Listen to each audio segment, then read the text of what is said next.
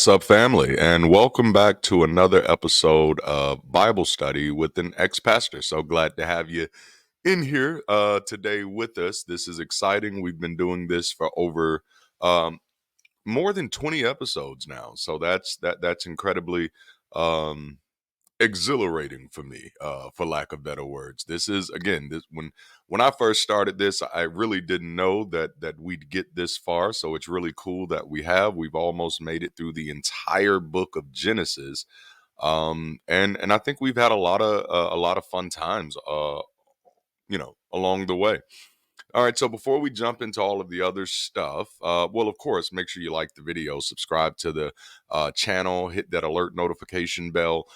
Consider joining our community either on Patreon, YouTube, Discord. We're everywhere at this moment. Find us, get in, and get involved. All that great stuff. Before we actually jump into the meat of the thing, I did want to acknowledge that we have two exciting opportunities for our team. They're not just exciting; they're necessary for the things that we're trying to accomplish, for the mission that we're trying to achieve. It's necessary that we get some help. So we have two exciting opportunities. Yes. One is on the operations side, the other's on the community side. Operations side, we need an operations officer. Yes, desperately. At this moment, we have people reaching out, wanting to get involved on the channel side, wanting to get involved on the DLDD World Group side, and we really need a way to help those people get involved, get onboarded. And we need someone who can be committed to that. We need someone who could be committed to kind of monitoring some of the projects, some of the programs that we have going on, and just helping us bring some stronger stabilization there. And then on the community side, we need what we like to call a campus executive. All right. For those of you who know, um, Bible study with an ex-pastor and our Sunday sessions are a part of this community that we're building called BridgeCity Global, and this greater mission that we have called The Bridge, where we're hoping to inspire accelerated community growth um, all across the globe, whether you are directly or loosely or not affiliated with The Bridge. But so because of that, we a lot of exciting things are happening in conjunction with that, including people who are wanting to sign up to volunteer in making these communities realities, whether it is volunteering with our online community, BridgeCity Global, or volunteering to get started where they are, or even just trying to get more information about how to get started. We've started the conversations. We're currently generating the content to keep these conversations alive, and we went ahead and activated some platforms so that people can start communing, if you will. So people can start coming together, but we really need some help with someone who can take this community as a passion of theirs, and start helping again people get onboarded and help people get acclimated, help people get active and involved. And then for this role, for those people who if we can find a good fit for this campus executive role, you will also be helping us out with our Sunday session shows. So you'll end up being a regular on there, as well as you will be doing some of these right here, Bible study with an ex-pastor. So with that being said, as well as with our group therapy. Group therapy is also a part of our Bridge City Global types of projects. So yeah, I think that's good. Oh, and with that being said, if you are a former pastor who's now an atheist, skeptic, non-believer, or just even on the fringes where you put people first, and you were a former community director, hmm former campus director for a college or university, local, doesn't matter, community, doesn't matter. Anything where your job and your mission was to find innovative ways to accommodate people, to help people grow, help people learn, and help people do community together, then you might be an excellent position. You might be an excellent fit for either of these positions, but definitely for that campus executive. So I wanted to throw that out there. Now back to regularly scheduled programming. All right, so we're at Bible study with the next pastor. For those of you who don't know, I kind of have to give this spiel every week just to kind of set the bar. This is not a theological deep dive. If you're looking for something to help you get closer to Jesus, this is not the one for you. That's not what we do here, you know. This conversation is being brought to you by an atheist. Hard A. So, of course, I don't believe anything in this book to be literal for the most part. I do understand that there are some things in the book that are accurate reflections of possibly the times, and some things are even accurate reflections of some events that have happened. However, that's not necessarily the focus that we're taking in these, because these Bible studies are more about therapy than theology. That was a little tagline that I stumbled across last week, and I was like, "Holy crap, I love that!" But yeah, these are definitely more therapy than theology. Just kind of case in point, I was a pastor for, oh Lord, too long to even count. Involved in ministry for over 2 decades, from the time I was 11 years old. Um, I was in this thing. I was in this thing. And now, of course, when I was in it, I had a lot of thoughts, had a lot of questions. I often tell people that I was kind of one of those people that was deconstructing the whole time.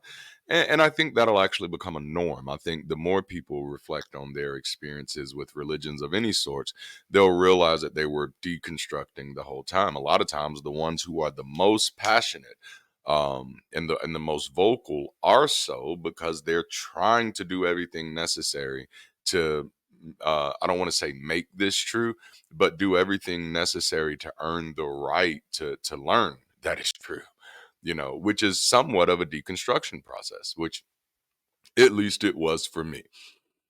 So there are questions that I had when I was coming up and through ministry that I couldn't wrestle with out loud. They had to be public and private wrestles, because if you did try to let somebody know, "Hey, I'm really struggling with what this means." "What you mean you struggling with it? What, you think you better than God?" You know what I'm saying? And little stuff like that. And I'm like, ain't nobody got time for that.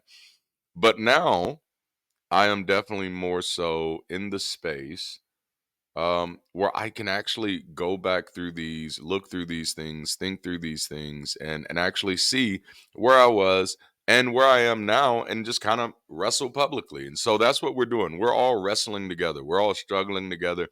Most of us are struggling with trying to figure out how the hell did we believe this shit for so long. But then some of us are also struggling to see some of the literary devices that are used, which may there it is, some of the literary value that may exist in books like these. Now, I don't know, maybe because I've always enjoyed reading, I do not hate the Bible as some of my contemporaries would. Um, but you hate things typically based off of the way things have been used, the way things have been perceived, and things of that nature. And so I do understand some of the virility of people when it comes to the book. And honestly, I hope that these types of conversations can help soothe some of that. The book is not problematic to me at all. It's those of us who are crazy enough to believe that we should be living our lives by the book, you know.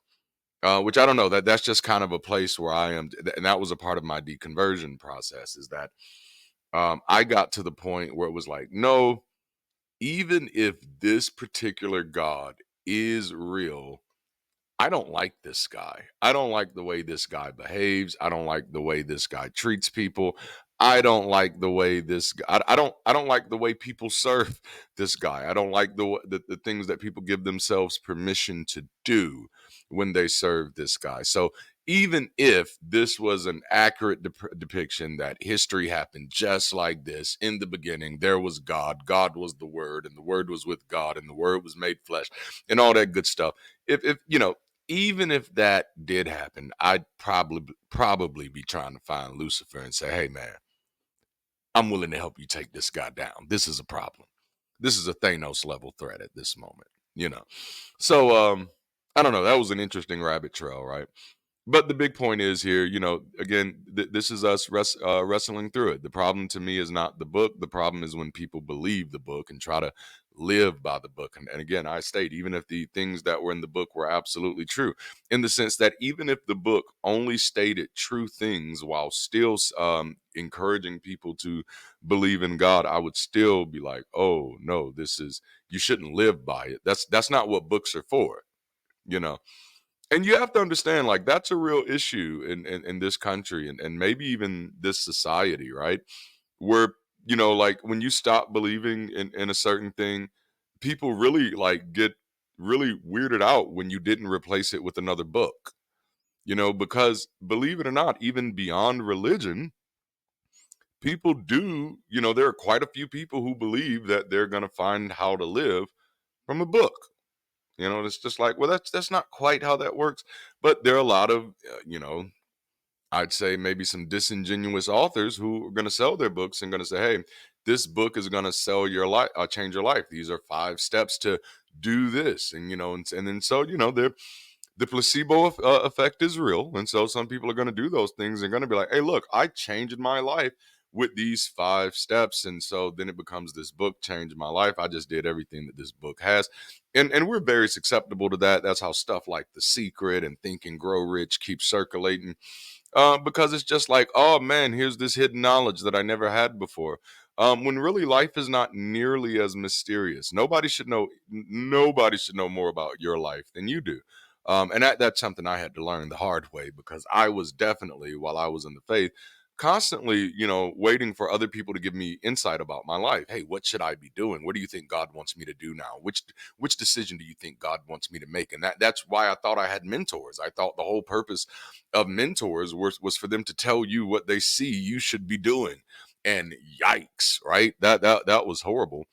And it did not, I don't want to say it didn't serve me well. It didn't serve me well. There was some benefits. I learned an immense amount from my mentors. Much of what you all are getting the benefit of now, which is insight into how the church really works. Yes. But no, okay, we've got to jump into this. I think, I don't know if I finished that rabbit trail or not, but if I didn't, then that rabbit's safe for today. So everybody should be happy. All of my vegan friends should be happy. We did not track down that rabbit. Speaking of which, I did have neighbors one time who, for Easter Sunday, decided to barbecue a rabbit. That was that was interesting. Okay. All right, so we're in Genesis. We're actually getting very close to the end of Genesis. We are in we're chapter 46 today. It should be on the screen. I feel like I'm missing something, but hey, we're in it now, so let's roll. We're gonna start with. Let me put my mouse over there so I can control this with my keyboard, so I don't have to keep shaking the table. All right, so Israel set out with all that he had and came to Beersheba and offered sacrifices to the God of his father Isaac. And God spoke to Israel in visions of the night and said, Jacob, Jacob. And he said, here I am. Now, again, I'm going to call this out just because, it bothers me. It's just me being nitpicky. God spoke to Israel, but then God calls him Jacob. Now, remember, God is supposed to be the one who changed his name to Israel from Jacob. And again, I'm like, what is the point of changing my name if you still gonna use the other name? It's just me. Then he said, I am God, the God of your father. Do not be afraid to go down to Egypt, for I will make you into a great nation there. I will go down with you to Egypt, and I will also assuredly bring you up again, and Joseph will close your eyes.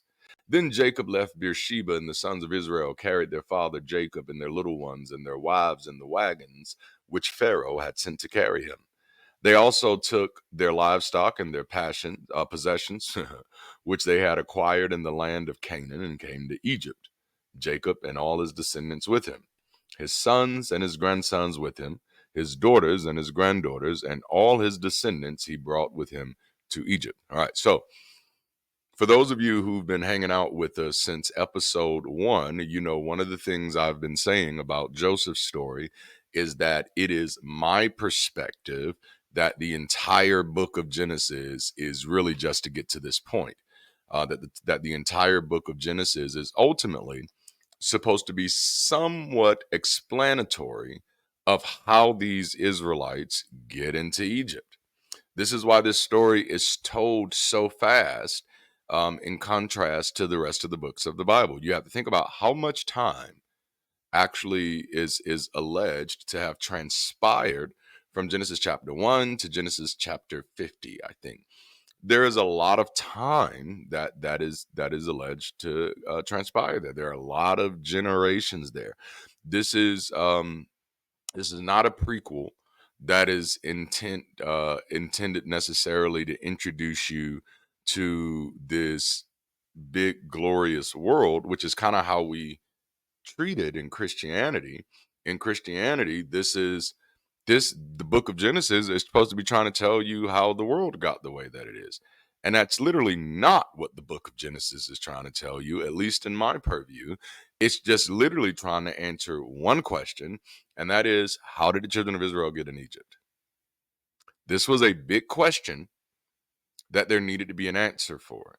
And this is just bringing in a little bit of the historical context of these things coming out of an exiled group who are trying to bring some type of social normity, if you will, to their existence, and they're trying to create an origin story. So, contrary to popular belief, I don't think Genesis is trying to tell a story about the origin of the world, nor is it trying to tell a story about the origin of people, nor is it trying to tell the story of the origin of animals, because all of these things, it gets the details drastically wrong.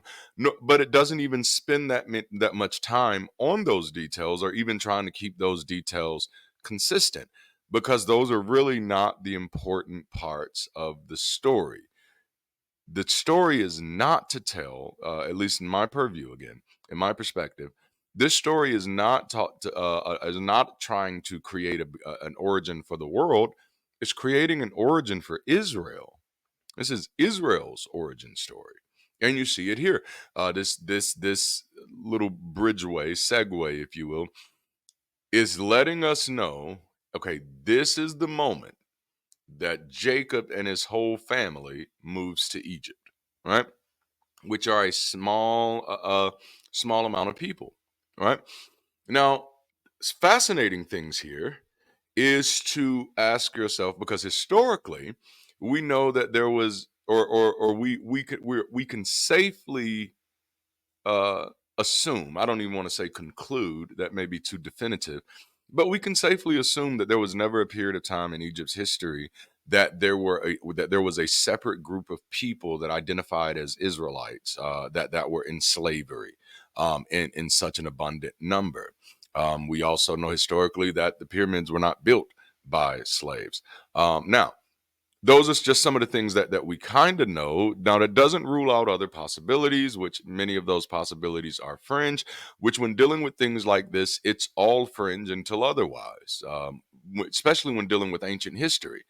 All of ancient history is fringe theory until proven otherwise. And for the most part, scholars understand that, which is why there's not a lot of debates about a lot of ancient figures outside of Christianity, because they understand that when we assert that certain historical figures exist, we're not necessarily asserting their existence. We're asserting that at this moment we don't have enough reason. With this moment, nobody's debating it because these people are dead, and just doesn't matter. We just have these books, and at this moment I'm not talking about Jesus or anything like that, but people like Herodotus.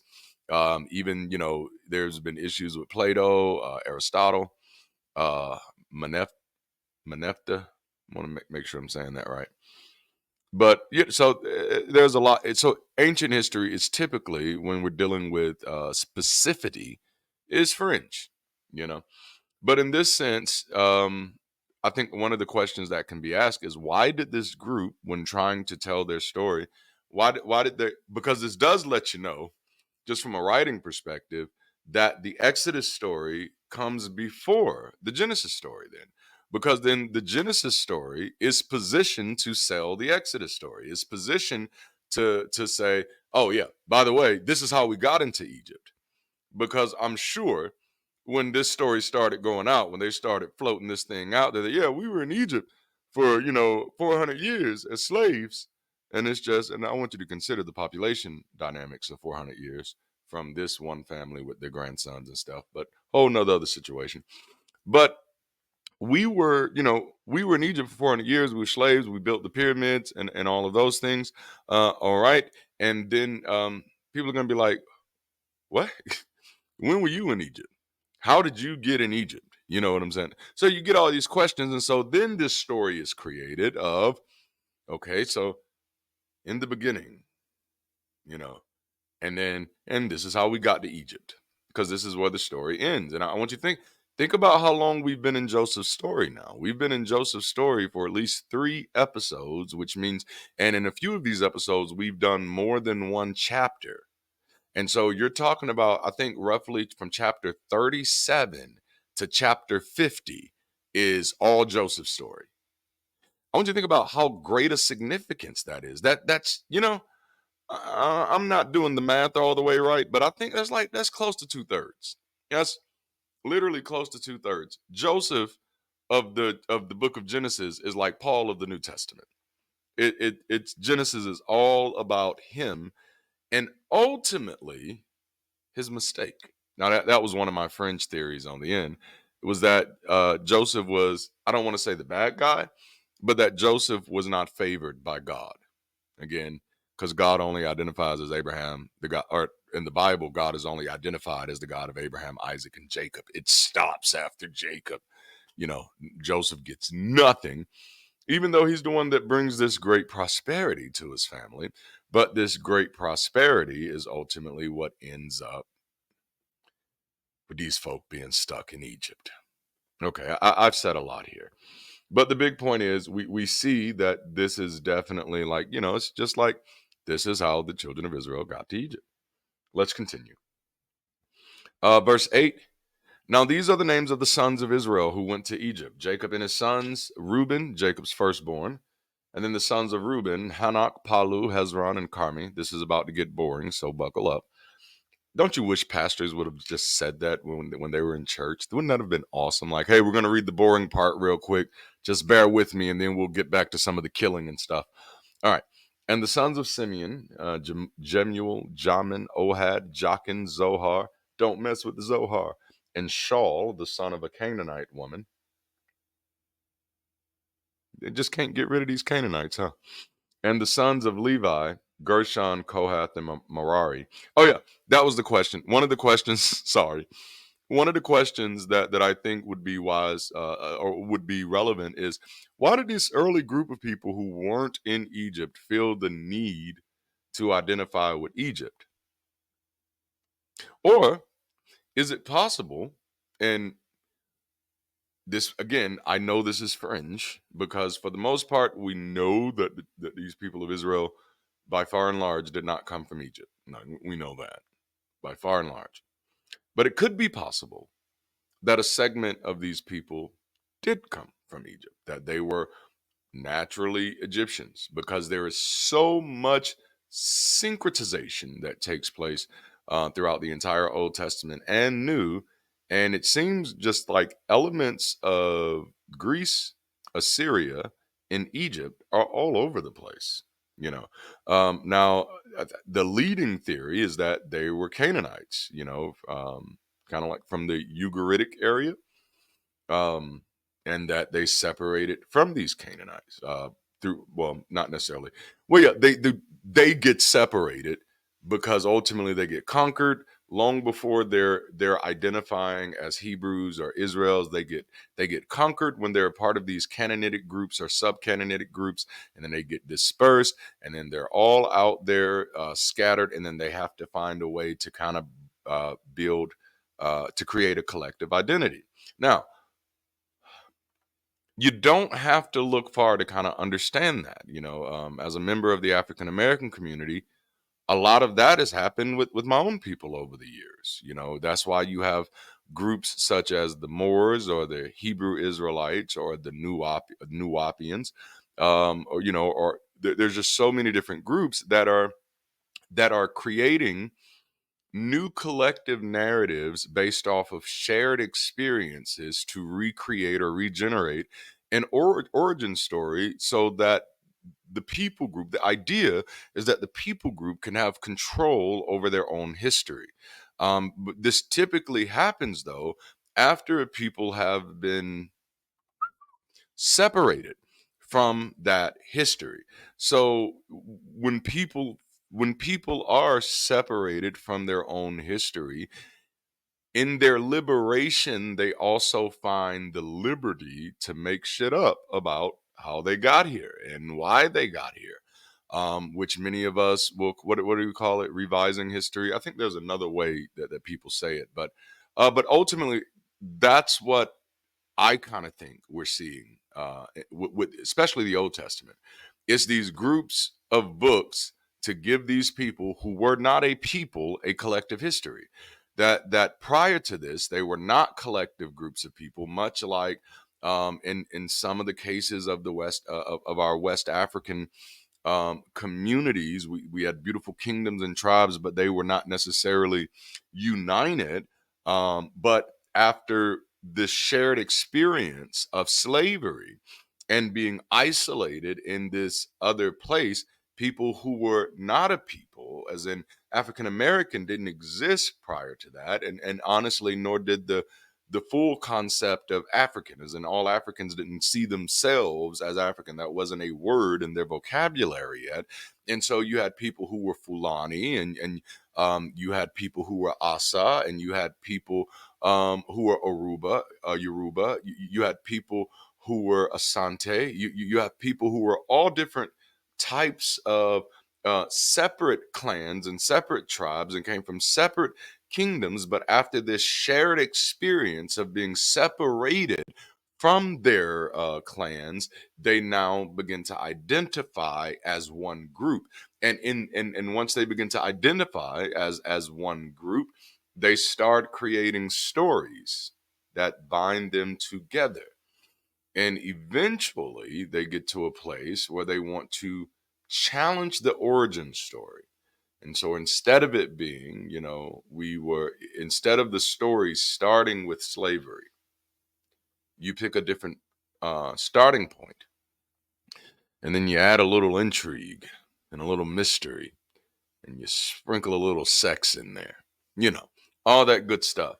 And so I think that's what we're seeing here, and for the most part, that's kind of the leading view of how these books come together. Which again, that's why I kind of went through that to show that that's not a reach.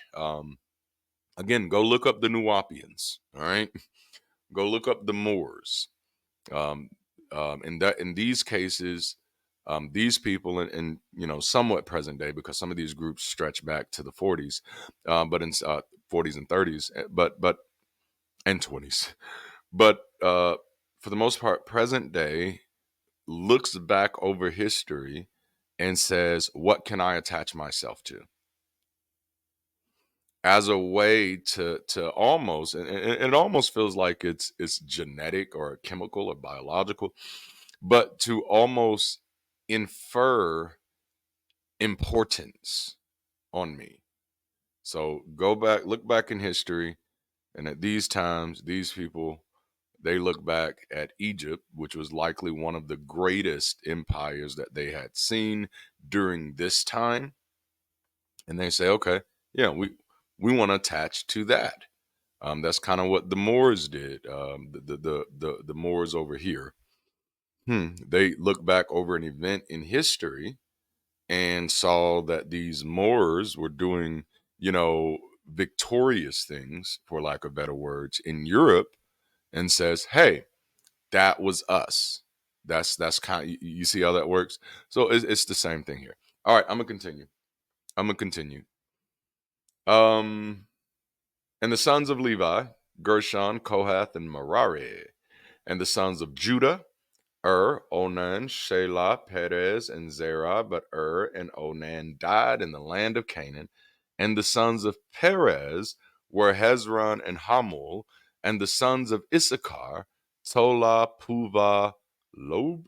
Oh no, that can't. No, it has to be a uppercase I. So that's Eob and Shimron.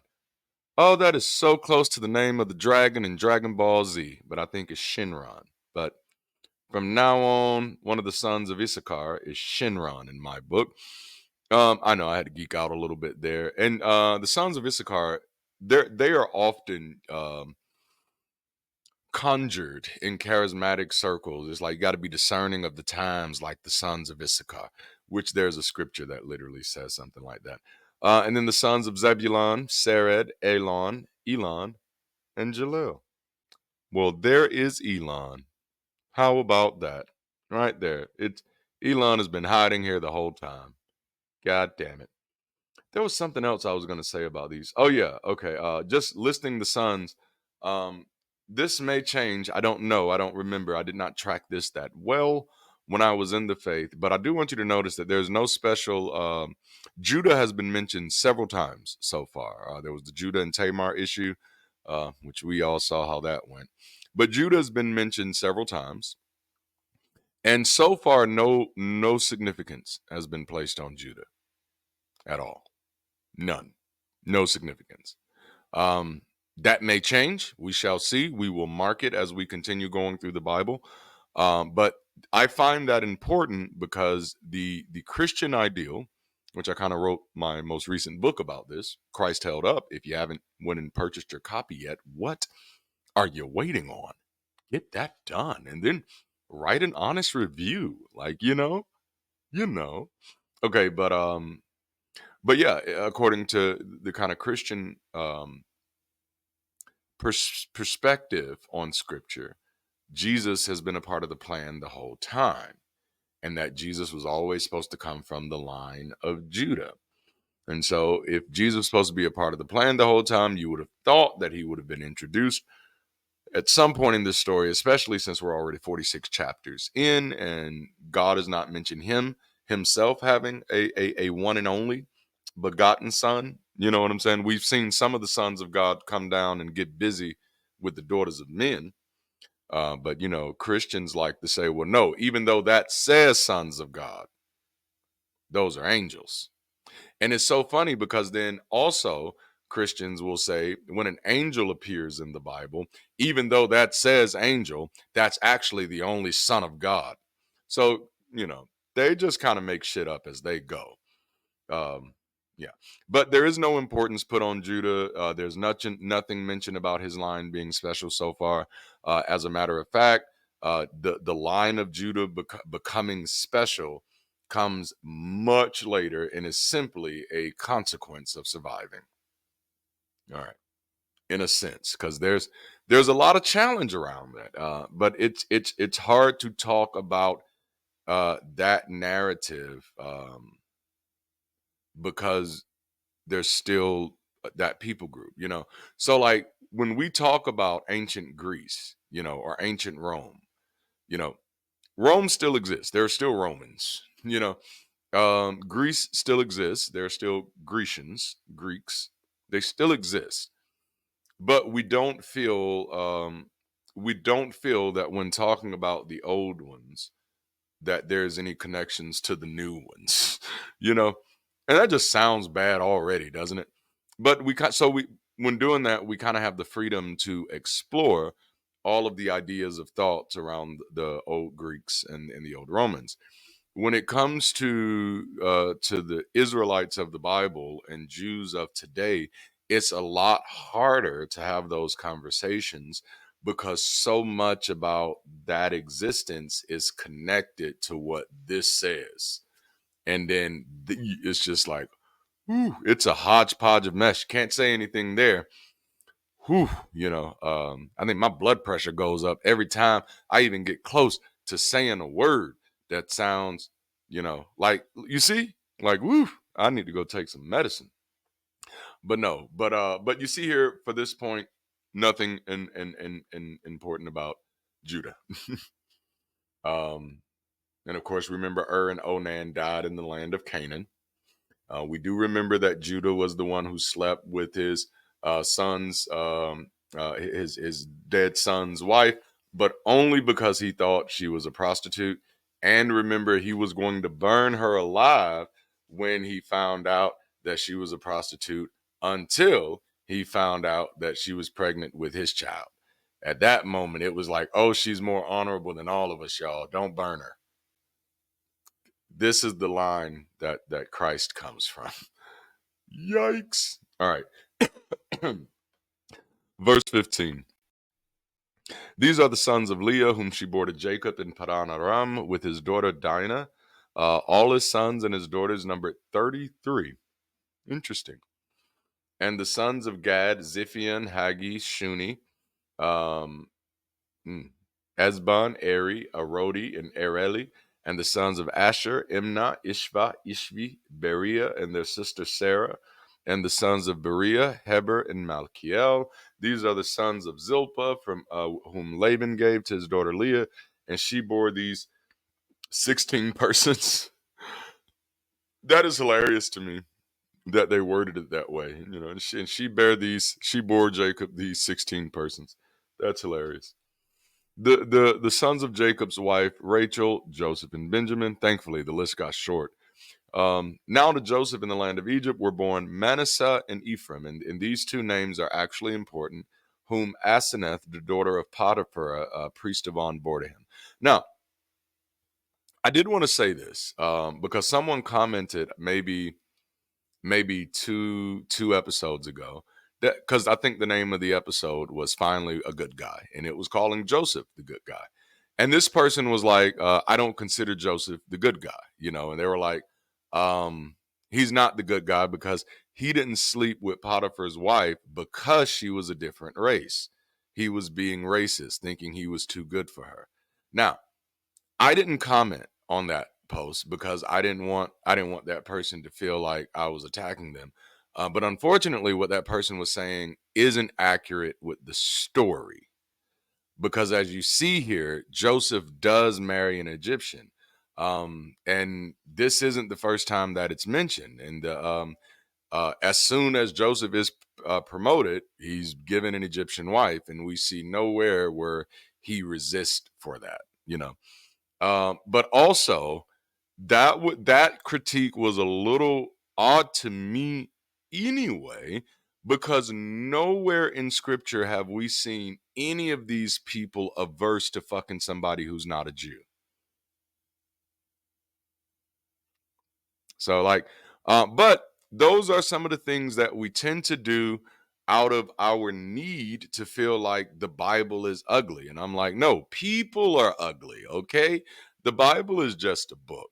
I'm a fan of critical thinking. So that's always what I'm going to encourage you to do. And literature, engaging literature is a way to critically think, and so that's not a good sign for me. So I do like to correct things like that to help us understand, like, Joseph doesn't have to be a bad guy in order for the religion that this book has been used for to be harmful. you know but those are also the types of things that get us caught up in politics, which is why I like to call those things out. um we can all, but the big point is, nope, that's not accurate. Joseph actually does marry an Egyptian woman. And the only reason I know that is because I told you I was on the fringes for a while, recognizing that God doesn't, for whatever reason, and children of Israel, for whatever reason, Joseph is not one of their favorite characters, not somebody they identify with. But then when you kind of look back and see, ooh, Joseph's story is the story that leads to the Exodus story, there are quite a few reasons, but one of those reasons is because I have highlighted the ethnocentric aspect of it. One of those reasons is because Joseph married an Egyptian woman. Very much remember when Moses was marrying a woman who was not the other folk got upset, you know. So, yes, there are people in the Bible with ethnocentric issues. Joseph is not one of them. He's not. Now, I'm not. Well, there's nothing I can say about Joseph other than what's in his story. So I don't have anything in Joseph's story that makes him a bad guy. And so I can't call him a bad guy just because he's in a book that's been used badly. There's nothing as a character, right? It would be like reading. Well, I don't know. You probably could prove that Yoda's a bad guy by reading Star Wars, but I don't know. But so far, and Joseph's story doesn't go further than this. After this, it's over. This is Joseph's whole story. Picked on by his brothers, doesn't fight back, keeps being nice to people, keeps interpreting dreams. Even though, like, the big thing that Joseph did to kind of piss me off was start giving away Egypt's wealth to people who didn't deserve it. And now I'm sure, outside of extreme exaggeration, that he was just giving a little bit. It wasn't going to break the bank, but it's the principle that matters to me. There was an episode of Billions. I can't remember the actor's name. But there was an episode of Billions where the main character, Bobby Axelrod, was the character's name. He had bought his mother a car, and he had went to visit her, and the car wasn't there. And he was like, "Mom, where's the car?" And she was like, "Oh, I traded it in," or something like that. And then later on, he found out that she had gave the car to his dad, which was somebody that had walked out on them a long time ago. But so she gave the car to his dad, and so he snapped and he went to his dad, took the car back, and all that stuff. Actually, he may have crushed the car. I now want to go back and watch that episode. But took the car back or whatnot, and then went to his mom and like snapped and was like, "If the next time," he said, "if you ever do this again, I will cut you off. I will cut you off." And I can't lie, I wanted to applaud. I wanted to applaud. The nerve. I done gave you all this and you about to go give it to somebody who don't deserve it. Somebody who literally walked out on us. You let them hustle you out of my gift to you? No, no, no, no, no. But I thought it was pretty funny. All right, so Joseph has these two children. These children are important. We're going to read about that a little bit more too. Verse 22. Oh, and the sons of Benjamin. Nobody cares about these kids. Let's skip them. Verse 22. These are the sons of Rachel who were born to Jacob. There were 14 persons in all. I'm skipping these. I said it was boring, and it is. There were 7 persons in all. There were 66 persons in all. Dang. Okay, so all the people belonging to Jacob who came to belonging to. Mm, mm, mm. And truth of the matter is, the word may not actually have that implication of ownership, though. But knowing what we know about the Bible, it's hard to overlook. Who came to Egypt, his direct descendants, not including the wives of Jacob's sons, were 66 persons. And then the sons of Joseph who were brought to him to Egypt were 2. All the people of the house of Jacob who came were 70. 66 plus 2, 70. Okay. Surely I'm missing something there. Surely. Now Jacob sent Judah ahead of him to Joseph to guide him to Goshen, and they came into the land of Goshen. And Joseph prepared his chariot and went up to Goshen to meet his father Israel. As soon as he appeared to him, Joseph threw himself on his neck and wept on his neck a long time. He cried a long time.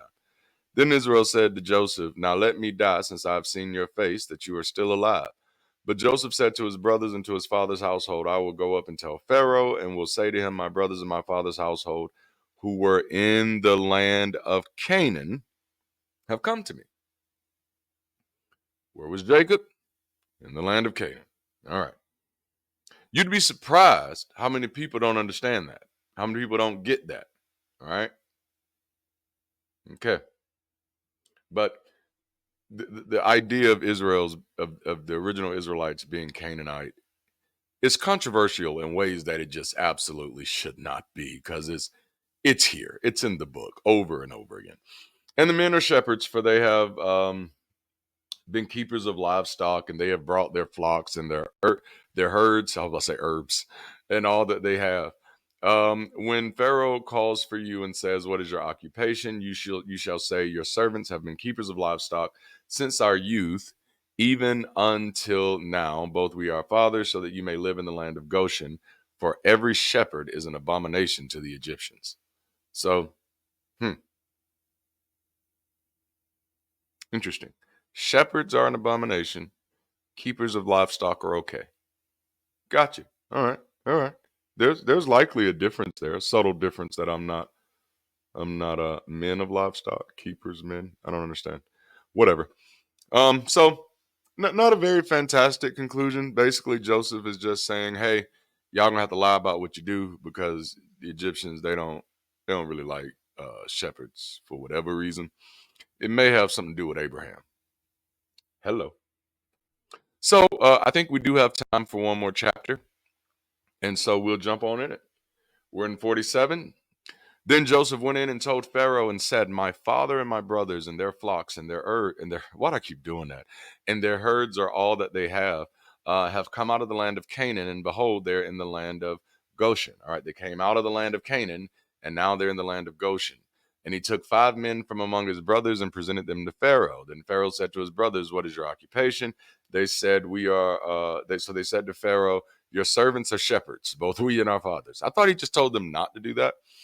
They also said to Pharaoh, "We have come to reside in the land, for there is no pasture for your servants' flocks, for the famine is severe in the land of Canaan. Now, therefore, please let your servants live in the land of Goshen." Then Pharaoh said to Joseph, your father and your brothers have come to you. The land of Egypt is at your disposal. Settle your father and your brothers in the best of the land. Let them live in the land of Goshen. And if you know any capable men among them, put them in charge of my livestock. See? Odd. I'm not. Okay. Okay. Then Joseph brought his father Jacob and presented him to Pharaoh, and Jacob blessed Pharaoh. Oh, and that's sweet. Jacob, this poor guy whose land is in absolute famine and is literally coming to my mercy. He blesses me. This is, this is very interesting. And Pharaoh said to Jacob, "How many years have you lived?" So Jacob said to Pharaoh, "The years of my living abroad are 130. Few and unpleasant have been the years of my life, nor have they attained the years that my fathers lived in the days of their living abroad." Okay. So Jacob blessed Pharaoh again and went out from his presence. Now Joseph settled his father and his brothers, gave them property in the land of Egypt, in the best of the land, in the land of Ramses, as Pharaoh had ordered. Joseph also provided his father and his brothers, all his father's household, with food according to the number of their little ones. Now, one of the things I do want to highlight here, which you will see is a consistent theme even throughout the book of Exodus, is that even though Joseph seems to be really close with this Pharaoh, and the writer seems to be really sure that Joseph and this Pharaoh are like tight, the Pharaoh's name is not mentioned. He's just called Pharaoh. It's very interesting. Very. All right. Now there was no food in all the land because the famine was very severe, so that the land of Egypt and the land of Canaan languished because of the famine. And Joseph collected all the money that was found in the land of Egypt and in the land of Canaan in payment for the grain which they brought. And Joseph bought the money into Pharaoh's house. Now this part right here is definitely overlooked a lot in conversation, is that at this moment Joseph doesn't just become this type of administrator for Egypt. According to verse 14, Joseph becomes the administrator for both Egypt and Canaan. That's interesting. That is interesting. And I think that would make one hell of a story. Like, this is the good stuff right here. Damn, they could have, you imagine Joseph out there on the Dothraki Sea.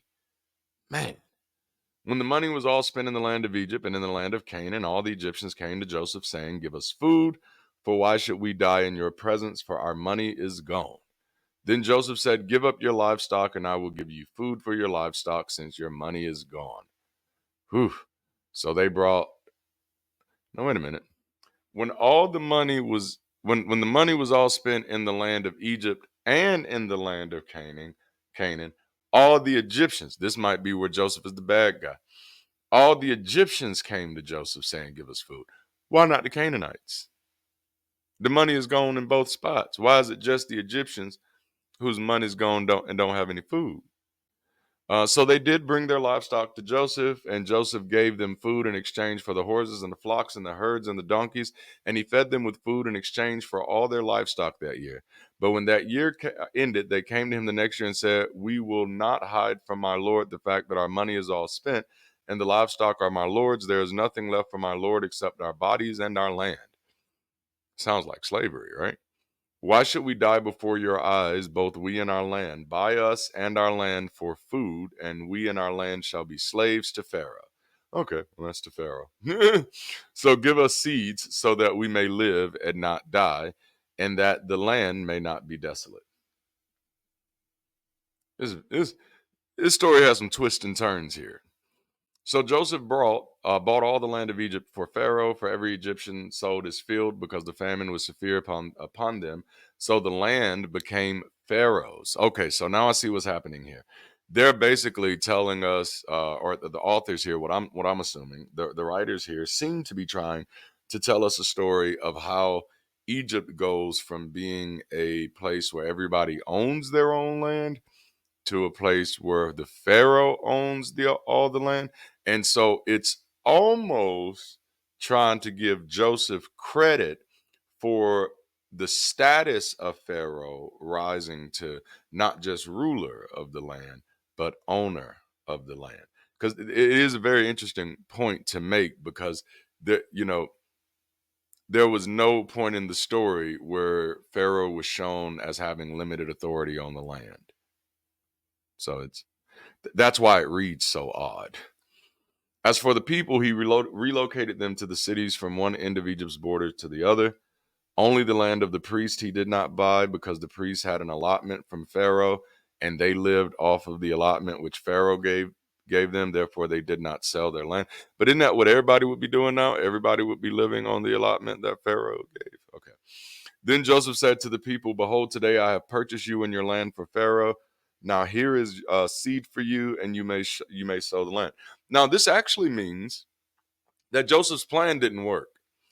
If Joseph's plan of management was use the 7 good years to take care of the 7 bad years, it sounds like the 7 bad years becomes the 7 dark years at moment. If at the end of those years the people have to sell selves into slavery, which means either Joseph's plan did not work or this was Joseph's plan all along. Oh, that might be the title. It was Joseph all along. I don't know. Playing off the Marvel type of thing, Agatha all along, which I think is coming out sometime. So they said, you have saved our lives. Let us find favor in the sight of my Lord, and we will be Pharaoh's slave. Joseph made it a statute concerning the land of Egypt, valid to this day.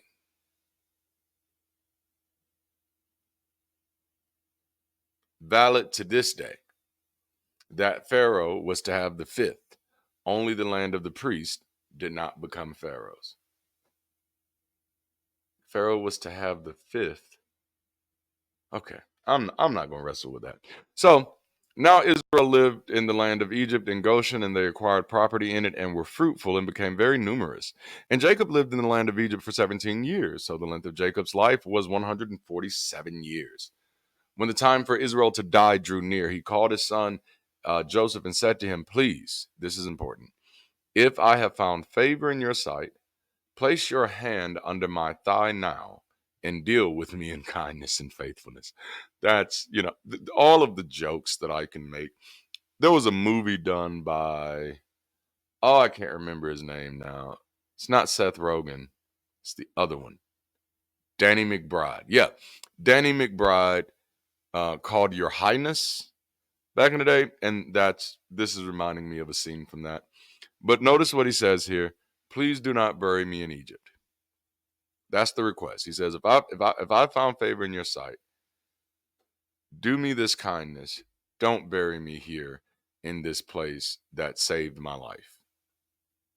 But when I die, lie down with my but when I lie down with my fathers, you shall carry me out of Egypt and bury me in their burial place. And he said, I will do what you have said. So he wants to be buried with his kin. And he said, swear to me. So he swore to him. Then Israel bowed in worship at the head of the bed. Man, I thought they were going to get into the next part here, but it doesn't look like it is. Ugh. That's so frustrating, because there's a point that I want to hit, but I don't have time to jump into another chapter right now. We are right up against the wall of time here. But you do see this, and this will carry up on this next week, but you definitely will get this idea, this imagery, this picture, if you will, that after Jacob has gotten everything that he kind of needed from Egypt, all of his family, he's ready to go back because he, from a character perspective, he's like, I can't be buried here, you know, because remember, in the earlier stories, God had told Abraham, Isaac, and Jacob, all three of them, do not go into Egypt. This was one of the things that God has been consistent in, as far as the character, telling them in these stories, which somehow they all end up in Egypt anyway. But Joseph is the one who gets them there, and actually, I guess because he doesn't cause a plague in Egypt, he's kind of like the bad guy, but he gets them there. He rises in the ranks. But at the end of this story, you see Jacob like, "Hey, swear to me, man, don't let me die here. Don't, like, when I die, bury me with my family." And it's very important, so important that it's going to be that conversation is going to overflow into the next chapter, which is going to help you realize a little by little, um why Joseph is not, or yeah, it's more how Joseph is viewed, by just the other people, because I mean, you already know he's not a favorite person in his family.